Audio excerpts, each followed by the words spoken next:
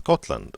Made by Rolf Jonny Olsen, Arenaskolan Timrå 2015. Scotland, a presentation. Facts about Scotland and the Scottish flag. Scottish nature and landscape. Scottish islands. Scottish languages. Golf. Bagpipes and kilt. The Loch Ness Monster. Edinburgh Castle.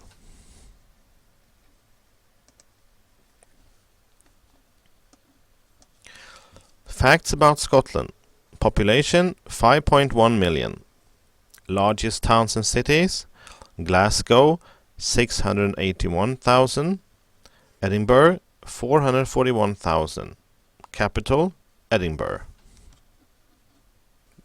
Language English.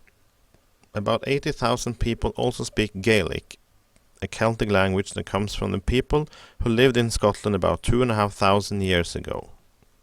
Money: British pounds and pence. Also Scottish banknotes and Scottish £1 coin. The Scottish flag. The Scottish flag is the cross of St. Andrews, the patron saint of Scotland. You can also see this white cross in the Union Jack, the flag of Great Britain. Scottish nature and geography. The Scottish countryside is special, as you will see when you reach the mountains. Scotland has some special words such as ben, mountain, loch, and glen valley.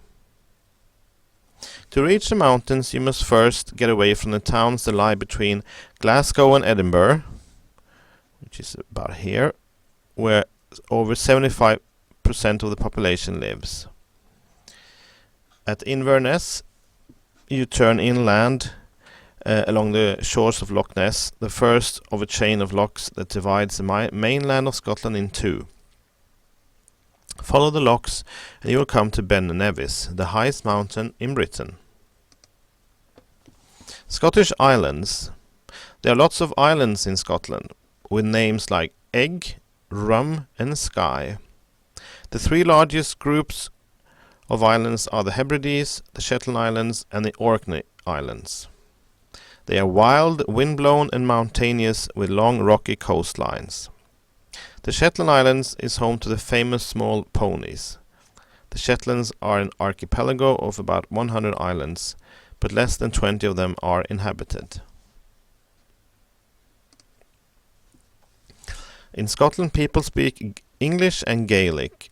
If you travel enough around the far north and west, you will hear the local people speaking Gaelic as their everyday language. You won't understand anything, but you will finally realize that Scotland is different. Here is a short film clip in which you hear a Scottish woman speak Gaelic.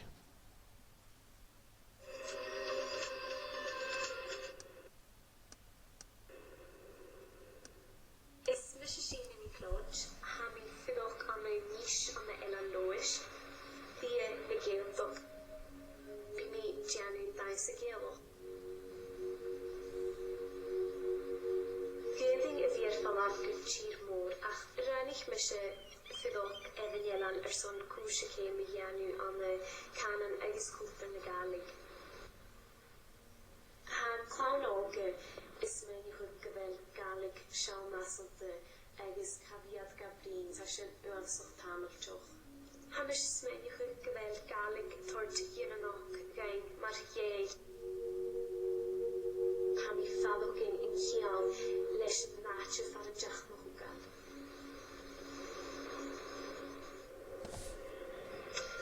Connecting through culture, celebrating diversity. Golf, a Scottish invention. Golf was born in Scotland. Way back in the 15th century, people played a sort of golf on the sand and dunes of the Scottish east coast near St. Andrews.